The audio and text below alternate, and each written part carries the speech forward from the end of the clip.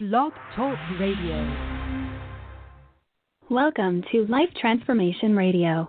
This show is all about life transformations and our journey from where we were to why we are doing what we are doing today. We will discuss the hiccups, the roller coasters, and the blood, sweat, and tears that has been poured out while discovering our purpose. It is all about our transformation.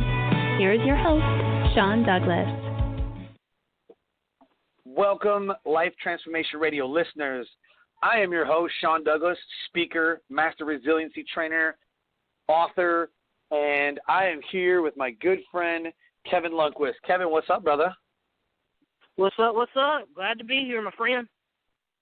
Oh, man, this is awesome. So this show is listened to in 8 countries, and I am so grateful for the listeners that have made this show a possibility for me, and I want to thank listeners from Indonesia, India, Norway, Canada, United States, United Kingdom. Man, we got listeners in 8 different countries, and thank you, thank you, thank you.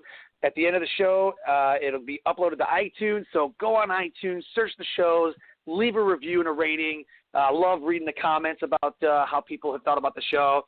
So I invite you guys to do that. Kevin, you ready to get into it, brother? Oh, yes, sir. Let's do this.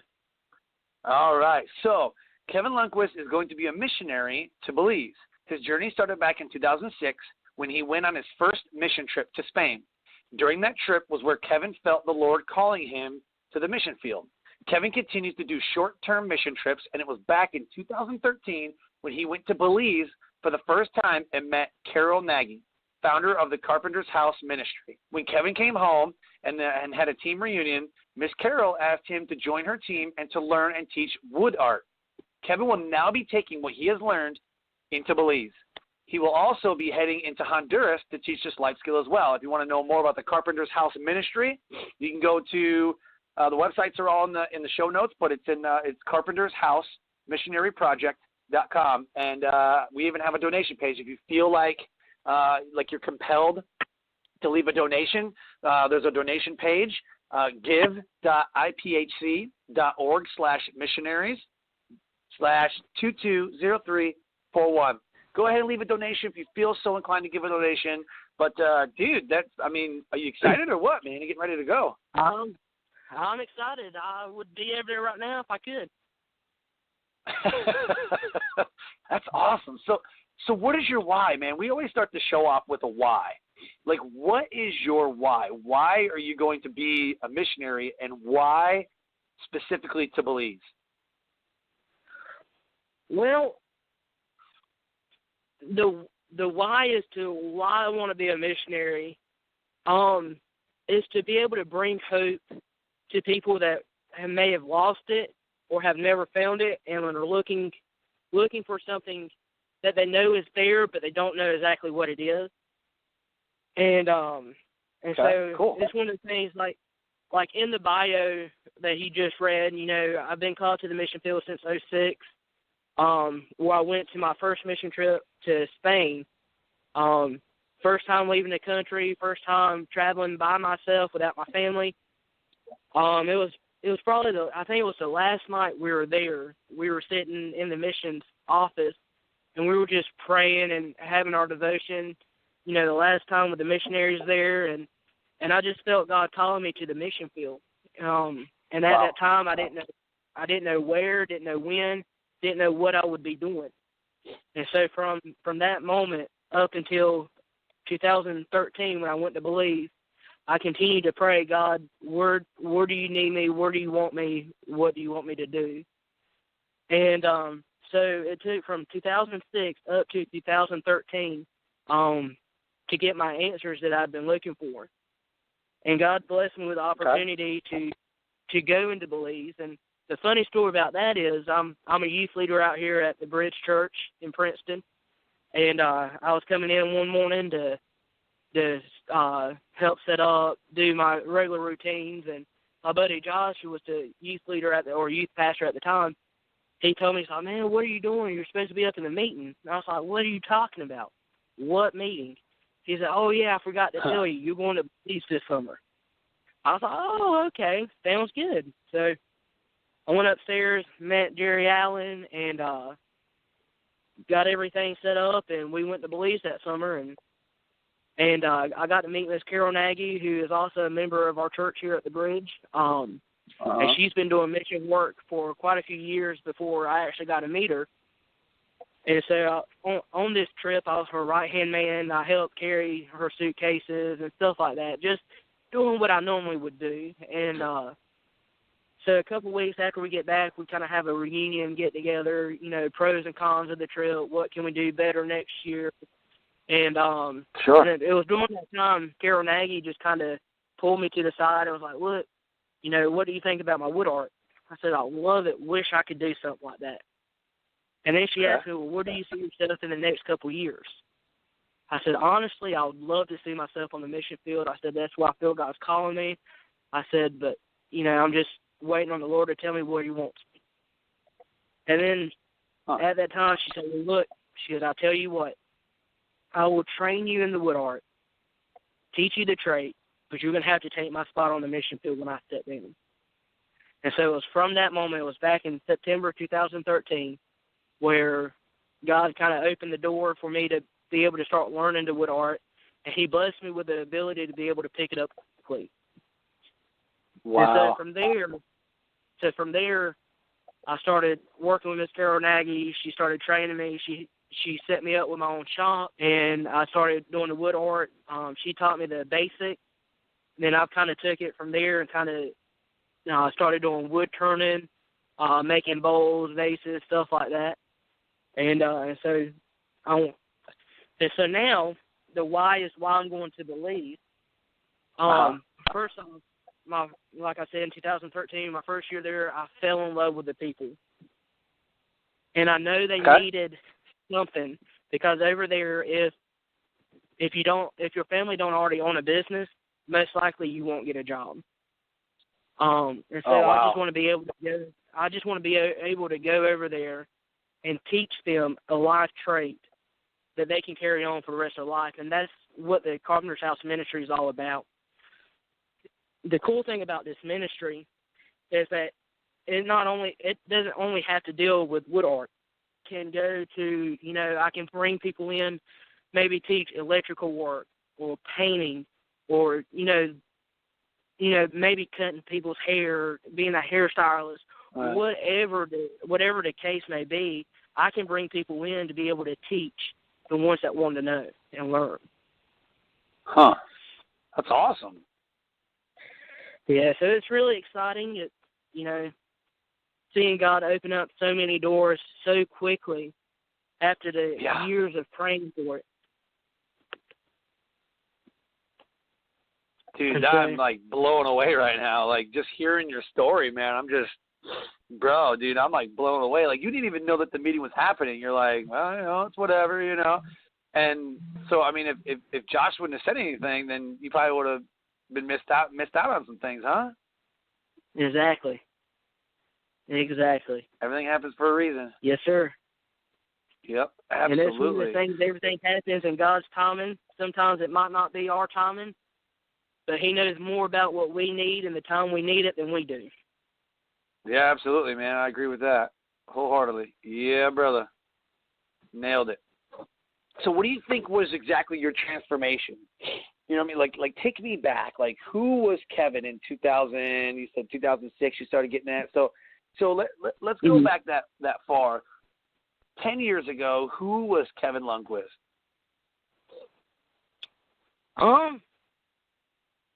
10 years ago. Well, I was, you know, I've always been involved in church my whole life, and I've always had that servant's heart to be wanting to be able to serve. And I actually came from a Frugal Baptist church when I was growing up. That's where we went. Oh, wow. And we had a small youth group. It was just a few of us, but we were able to go and do puppet ministry and different stuff like that. And I wouldn't say that. Hold on. Did you say puppet ministry, like puppets? Yes, sir. I mean, old school puppets. Okay. We got. Okay. Talk to me about that. What do you mean puppet? Well, what we'll do is basically what we did is we either had skits or maybe do a song, and we would portray it by using the puppets. That is fascinating. It was a cool little ministry. That is fascinating. Yeah, it was really fun. I enjoyed it. Got to spend time with my friends that I grew up with, youth-wise anyways. Yeah. Wow, man. I had to stop because I thought I wasn't sure. I was like, did you say puppet? Okay, I got you. I'm game. I'll play your game. I got to know more.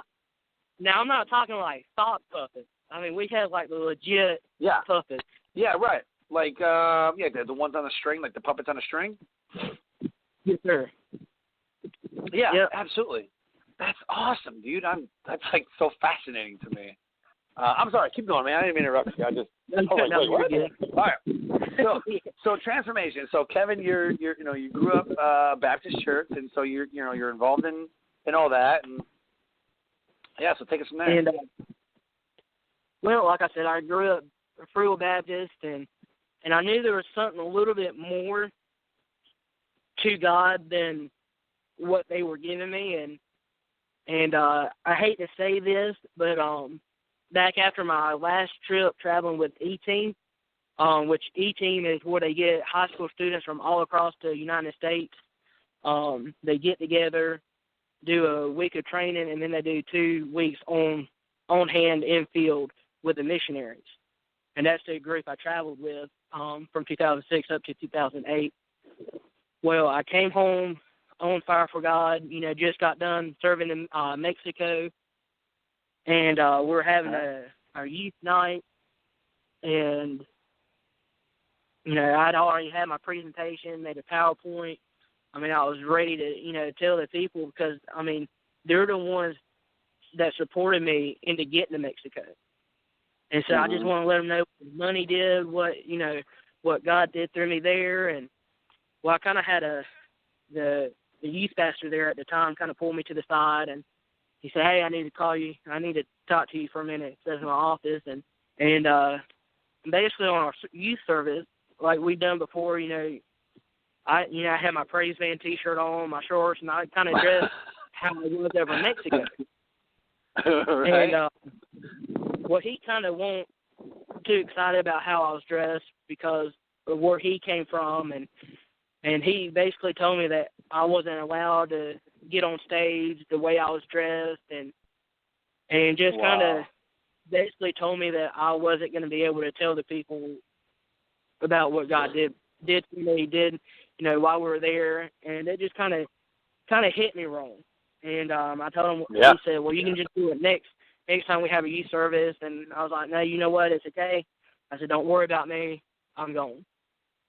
And so it was kind of like, thinking back now, I probably could have handled it a lot better than the way I did.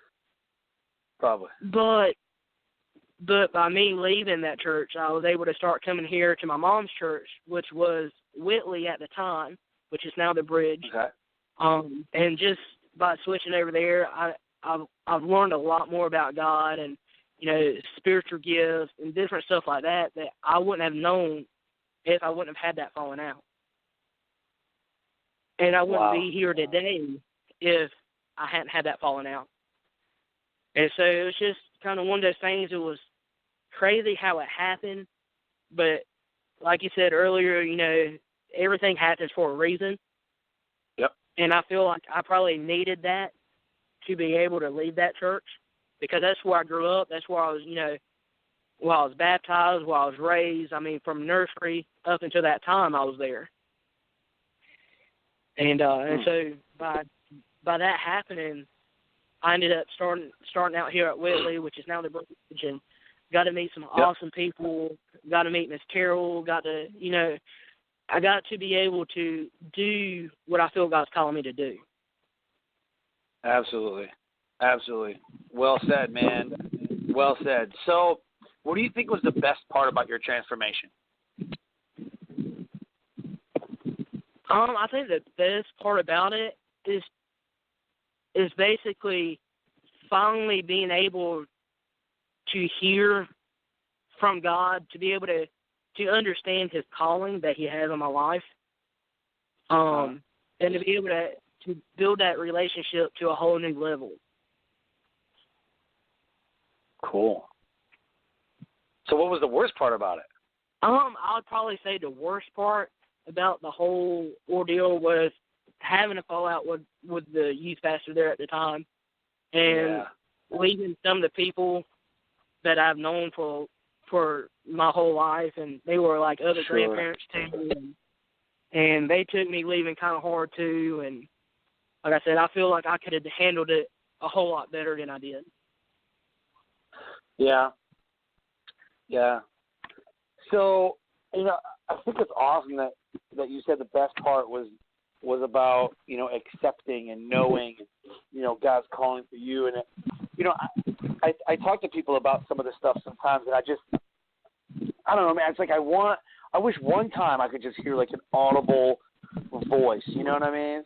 Like, hey, go do this. And you're like, yes, like, for a fact, undoubtedly, you know what I mean, that this is the direction that you're supposed to go. I think a lot of people feel that way sometimes. Like, I'm not sure what I'm supposed to do, but I really have faith that this is what I'm supposed to be doing, until you absolutely know. Like, right now, and I started going to the Bridge Church in August of 2014.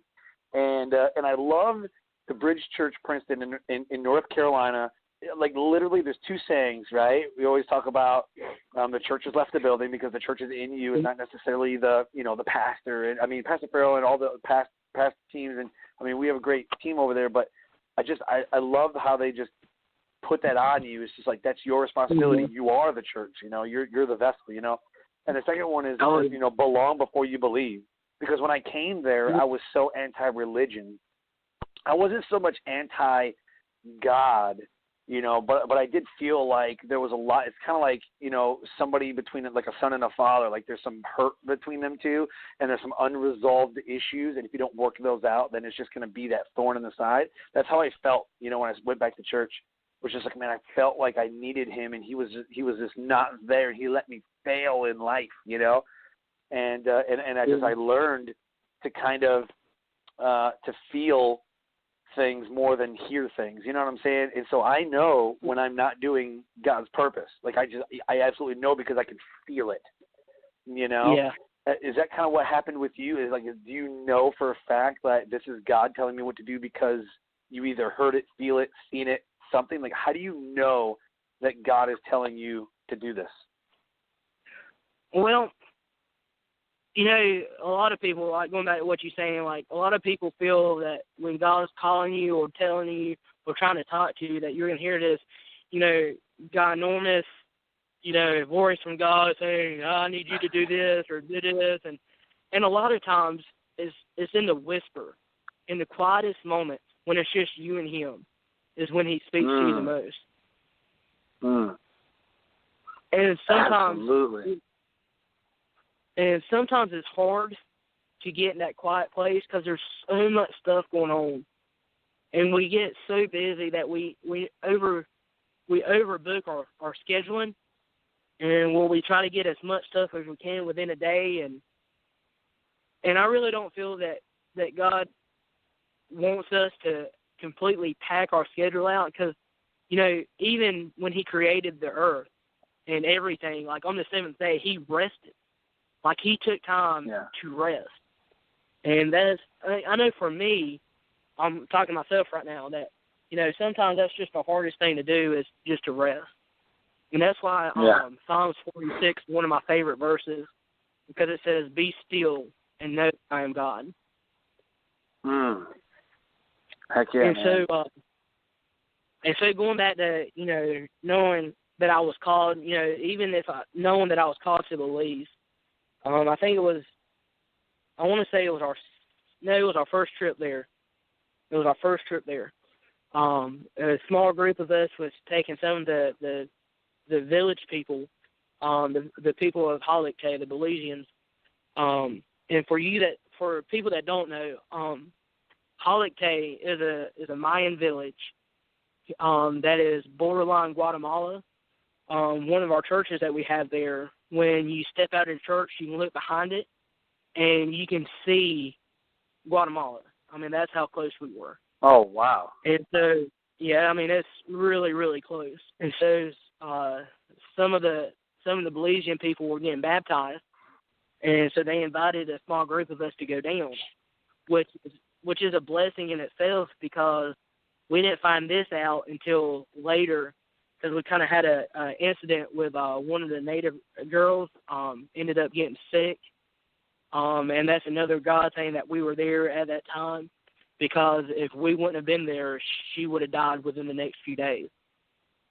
And so a group of us took the little girl back into the hospital, which was about a couple-hour drive. And so while they were doing that, they kind of pulled us to the side and wanted us to go to the baptism. And so we had to walk quite a little ways to the river. And as we're walking, you kind of hear like a something in the bushes. And so at that time, we've been there all week. You're just assuming that it's a dog or a chicken, because they're running around everywhere down there. And then next thing you know, we're surrounded by guards, AK-47, finger on trigger, ready to shoot. And it was during that time where I'm sitting here thinking, you know, I'm a unique individual anyways, but I try to put myself as a normal person in that situation. And most of the time people will be like, you know, this is not where I need to be. God, get me out of here. I'm not okay with this. You know, something needs to happen. But for me, when I was put in that situation, I just started praying. I said, God, if it's my time to go, then allow them to shoot me in the head and go ahead and get it over with. Not for my sake, but for my family, knowing that I didn't suffer. That was a quick death, whatever. Oh, excuse me. Wow. And then I was praying, God, but if it's not my time and you get me out of this, then glory to God, you saved my life. So for me, it was a win-win situation. And it was at that moment when I knew that that's where I needed to be, that Belize is where my heart is, where God's calling me to be.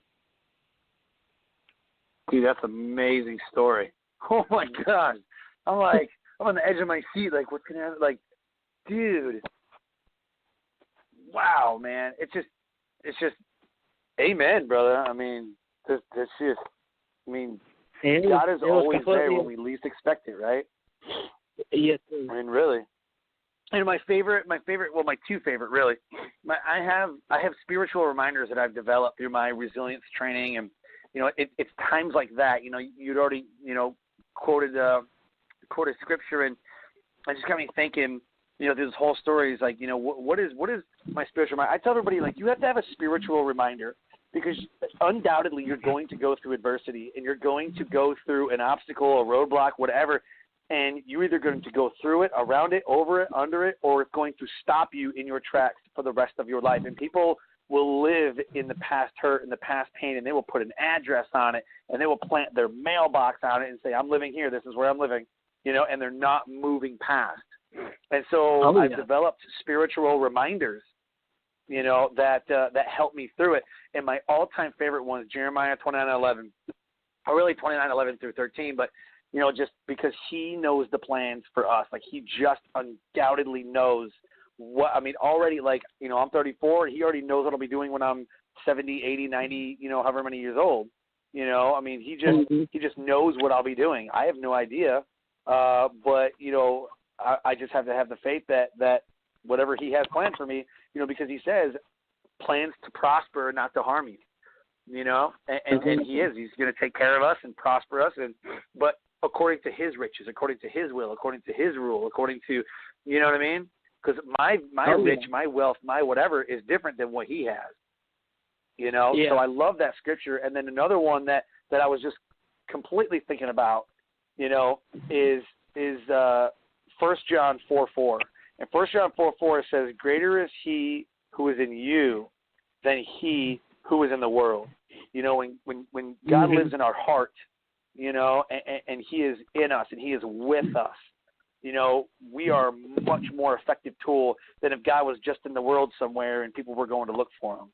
You know, when we leave the building, right, because we are the church, when we leave the building, you know, it's just we are his, what did Pastor Farrell call it? We are his ambassador. We are the ambassadors of God and Jesus. And, yeah, man, absolutely.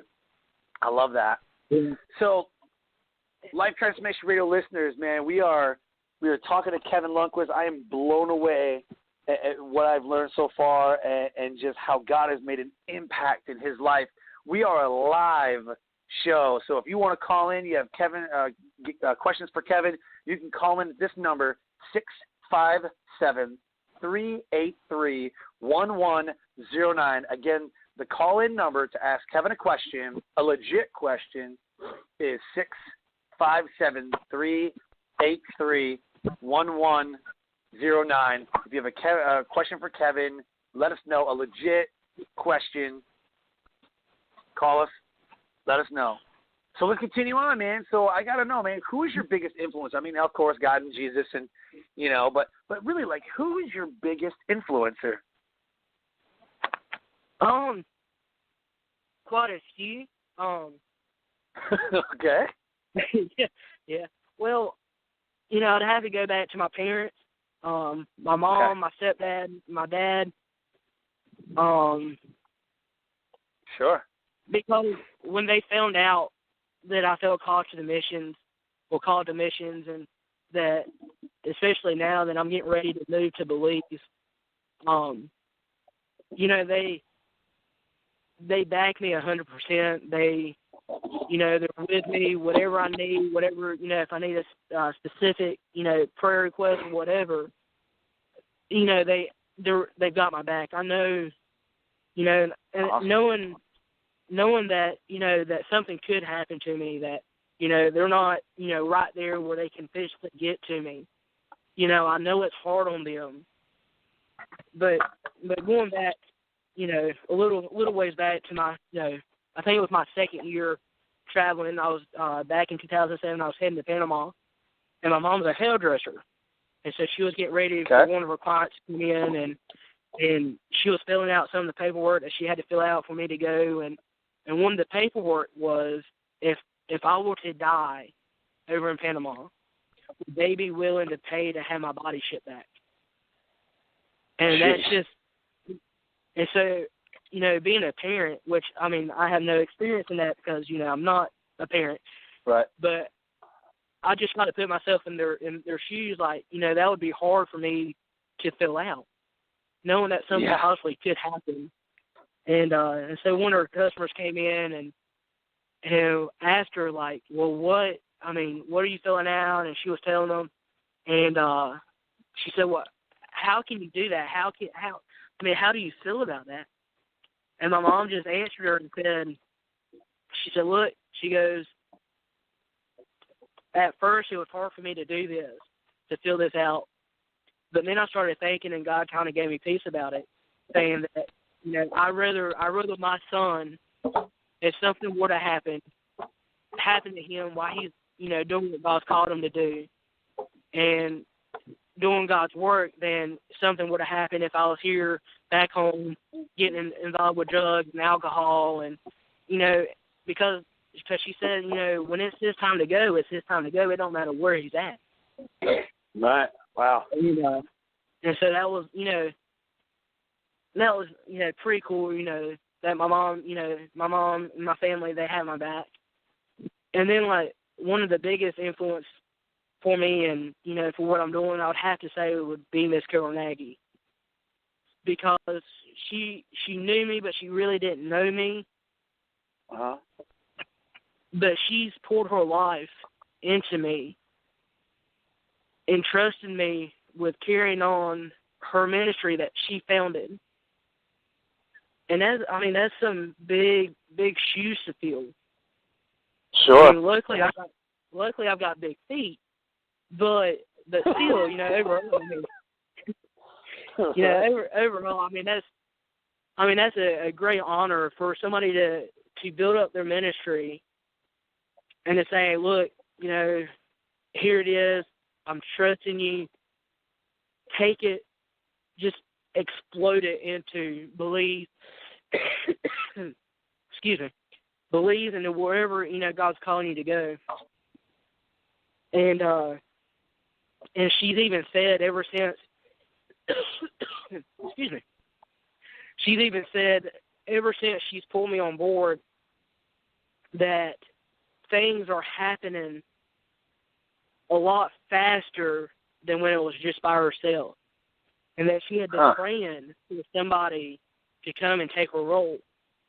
And God just kind of put me in my life, and He put her in my life, and I mean, she's basically family to me now, and just she's done so much for me. Like, she set me up with my own shop. She got me started, and then just with everything that she's done for me, I would probably have to say she would probably be my most influence in this part of my life. Perfect. Yeah, absolutely. Man, I say that a couple of times. Man, I just sit back and think about it. I'm like, man, like, if this person wouldn't have come into my life, man, it'd be a whole lot different. I've got a couple of friends like that. Everybody at the bridge, you included, Mark Lutz and the guys that we serve with over at over at the Riot and, at Bridge Church, and man, there's so many people, Davenport and all those guys, man, they're just, man, I think about the times that I was struggling and someone comes into my life, helps me, and then I just don't even talk to them anymore.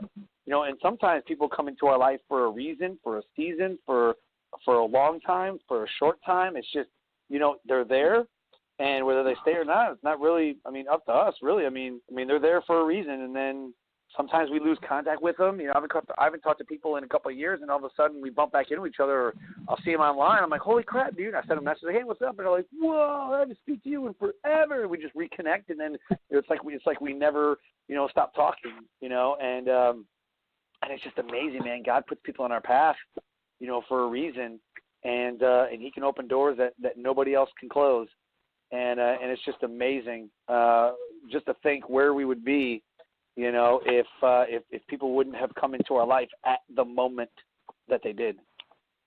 I completely agree with you with that, and just going on, talking about friends and stuff that's been a big influence, like Josh Overton, Enoch, just some of my friends that I don't get to really spend time with them or talk to them as much as I would like to. Sure. But it's one of those things, like, when I do have that opportunity, it's just like we never, like, I really do feel like I could be gone for like 5 years and come back and, hang out with them, and it's like nothing ever happened. Like, that 5 years was never happening. Like, we've always, feel like we need friends like that. Right. To help support us, and just kind of hold us accountable. Absolutely. Yep, absolutely. So, I want to ask you, if you had to go back, would you change anything, or would you do anything different? Well, if I could go back, I probably wouldn't date some of the people that I dated. That's awesome. No, it's just, of course. Yeah. Just sitting back now, just like, nothing against them. Like, they're awesome people. Both married, both have kids now. But, like, I almost feel like if I wouldn't have dated them, per se, that maybe they had found the ones that they're supposed to be with a little bit sooner than what they would have. Right. And or then, maybe you were preparing them to meet the person. True. And so, just, in that situation, and then, if I could go back, I would probably want to redo school all over again, only if I could know what I know now.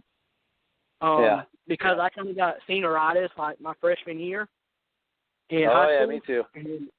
And I just, yep. I didn't care about school. I didn't, I was tired of. Still don't. Oh yeah, and so I was tired of like you my go to math. college? Yeah. Do like, nope. I said, people always ask me, you going to college? I'm like, nope. Well, I mean, I honestly can say that I did like a year and a half of college. Yeah, I mean. And then that's about it. Yep.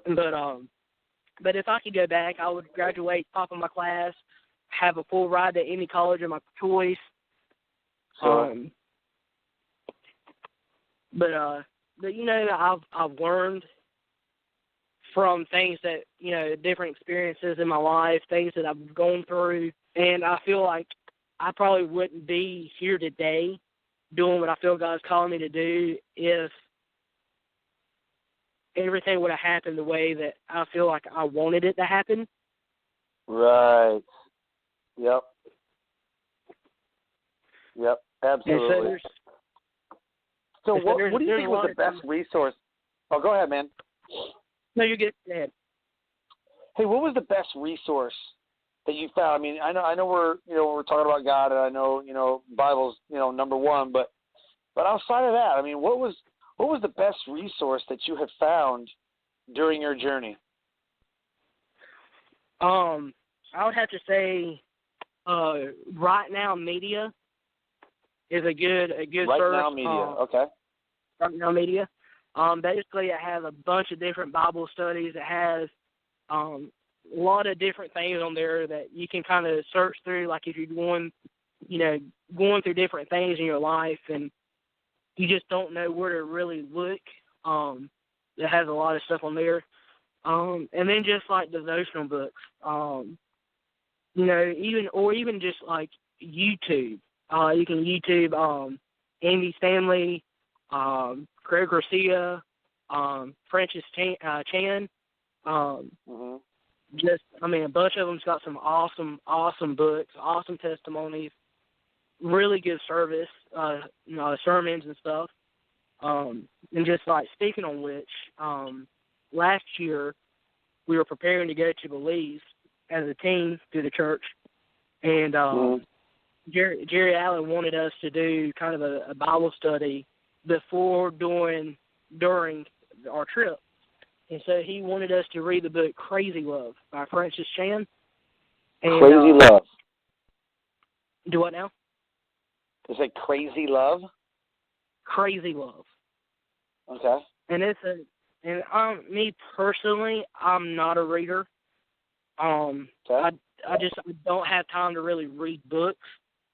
But I made time to read this one, and I'm really glad I did. Because there was a lot of things challenging, a lot of challenges that he kind of, proposed to you to, and it was really cool because it was talking about, going on mission trips, doing this.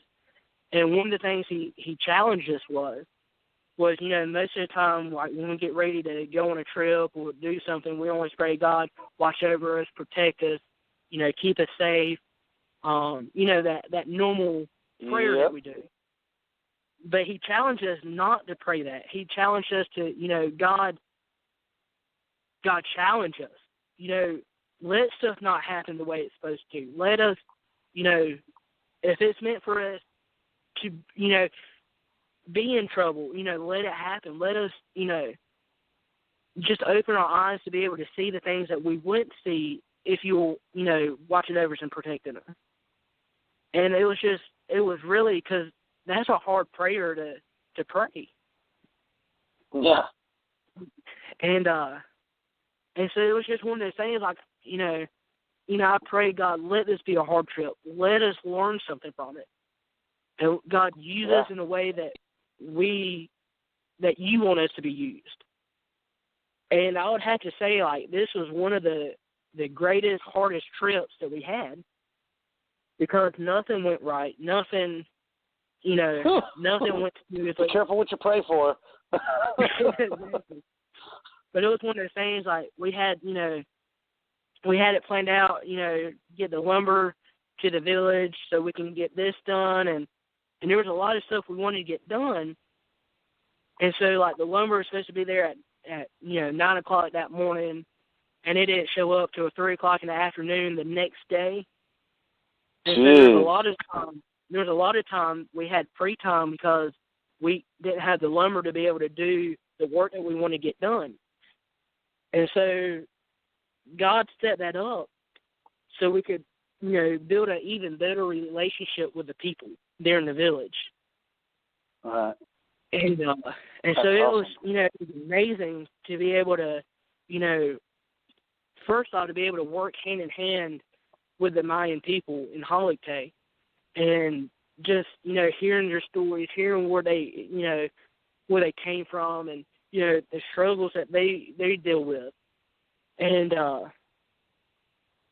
I really feel like if everything would have run as smoothly as we wanted it to, that we would have missed out on some of the stories and that building a relationship, because that's the key in missions is, you want to go there and help them out, give them what they need, but sometimes what they really need is somebody to listen, somebody to actually understand what they're going through, and to build a relationship with them, to expand the family.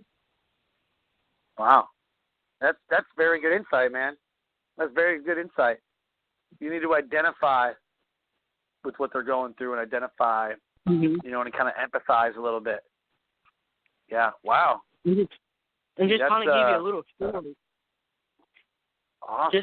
Just to give you a little story of what happened this past year over in Belize. We were actually eating in the pastor's house, which is a great honor over there in Belize, and it took us like 3 years to be able to get to that point.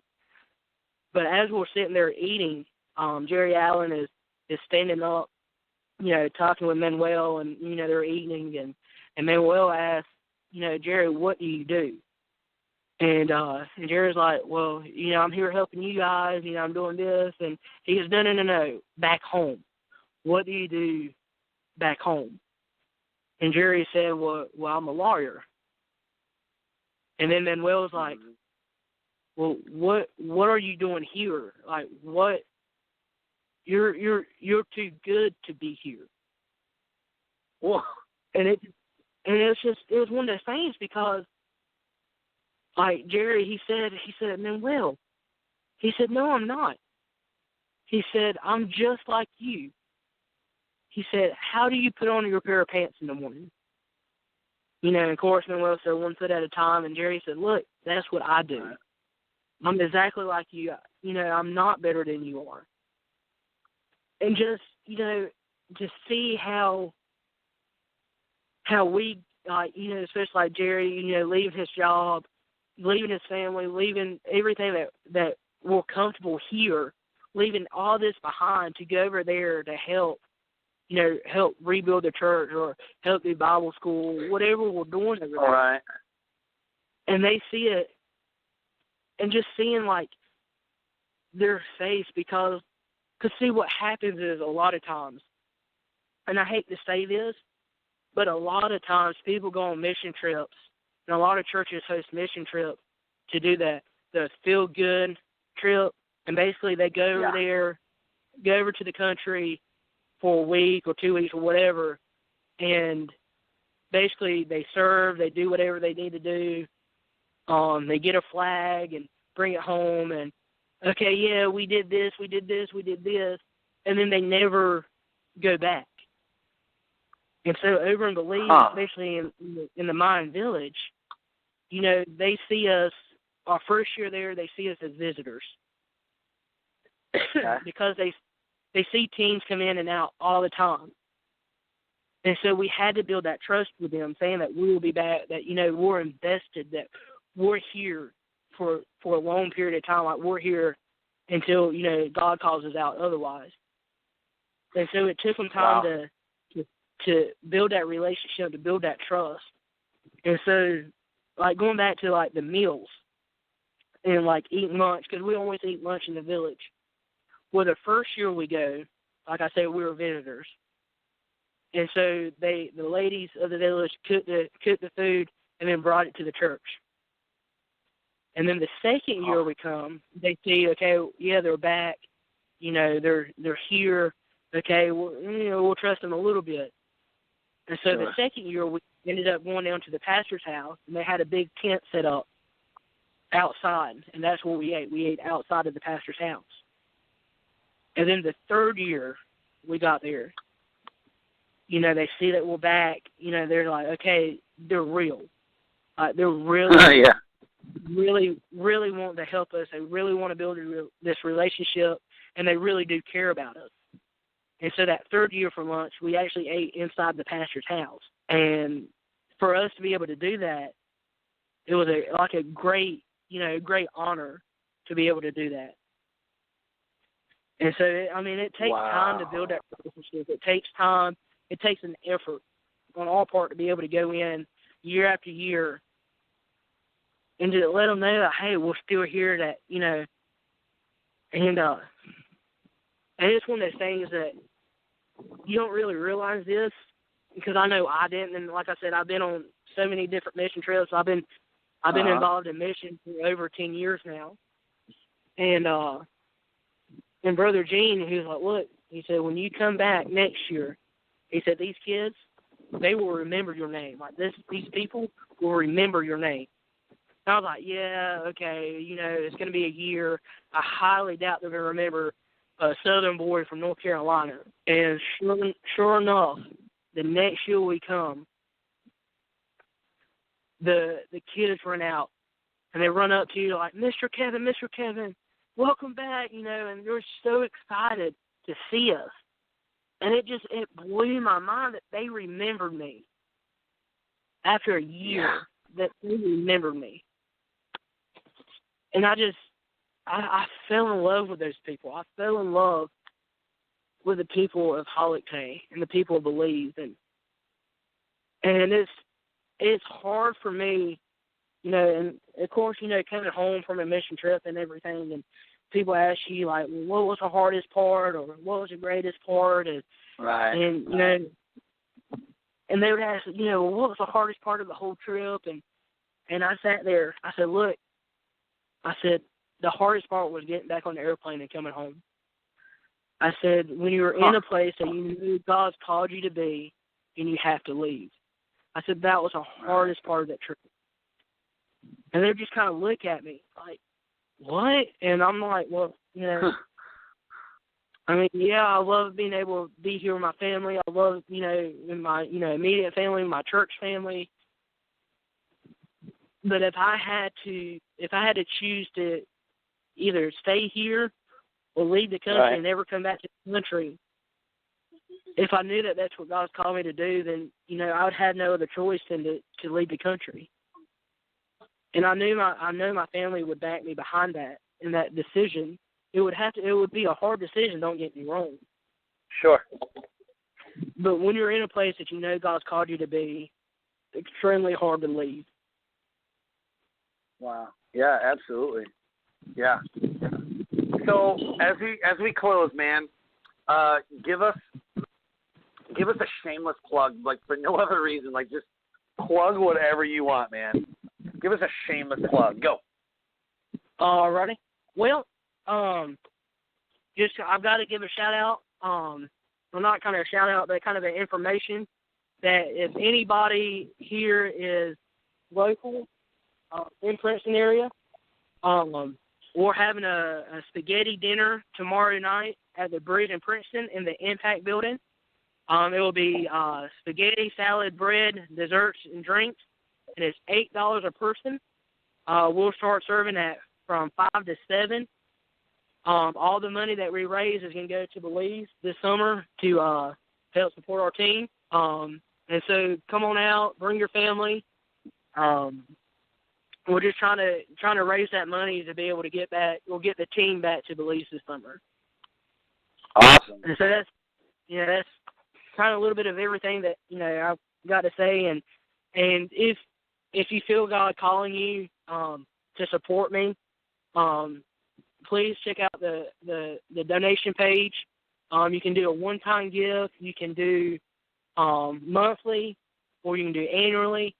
I really need support. I need about $600 a month coming in, or $600 more a month coming in, to be able to hit my goal, to be able to support me for the 2 years as I'm getting ready to go into the mission field. So please, you know, pray about it. If it's $5, $100, whatever God's laid on your heart to be able to give, please just, please support me. Pray about it. Support me. And can't support me, please continue to pray for me. Perfect. So I think that's it now. That's awesome, man. So, got one last thing for you. As you wrap up and close, deliver your best nugget of knowledge that will motivate, transcend, and inspire someone. Continue to have faith that God will do what He said He's going to do. It goes back, God, in the Bible, God says if you have the seed of faith of the seed of the mustard seed, if you have faith the size of a mustard seed, then you can move mountains. But the cool thing about that is God didn't say you're only going to have the faith the size of a mustard seed. Right. We have as much faith as we, can possibly ever, we can forever take. But yet we forget that we have that, and so we're not moving mountains. As Christians, right, we should be moving a lot more mountains and stepping out in faith and trusting in God. But we don't. We forget that. We lose sight of God. Or not necessarily lose sight of God, but lose sight of faith. And faith is a big deal in this, especially in this ministry and when you walk with God. And so continue to have faith, continue to build your faith, and trust God with everything you have. I promise you it'll be worth it. Boom. Mic drop. Dude, I love it, man. This has been amazing. Man, I feel inspired by you and everything that you're taking on, and just like you said, man, having that faith and living it out. So, dude, I love it, man. If you want to get more information, go to the Carpenter's House Missionary Project.com. Dude, Kevin, this has been amazing, and I want to thank you for coming on the show, telling us your story, and giving us kind of a little insight on what it takes to be a missionary, man. I really appreciate your time. No problem. I enjoy being here, and I thank you again for the invite, and just, thank you for what you do. Thanks, man. Appreciate that. So, no Life problem. Transformation Radio listeners, this has been another episode of inspiration, motivation, and just transformation in people's lives. I love having people come on the show and tell us how they've transformed, because you never see the behind-the-scenes work that people do. You never see the struggle that they go through and the ups and downs and the roller coasters that they endure. All you see is a little tip of success or the tip of what they're doing, but you never see or hear the work that's gone into it. And this is my chance to get it out there and talk about people's transformation. So as we close, remember, live your brand. Find opportunities every day to live out your values. I call it living your brand. And until next time, live your brand. Have a good night.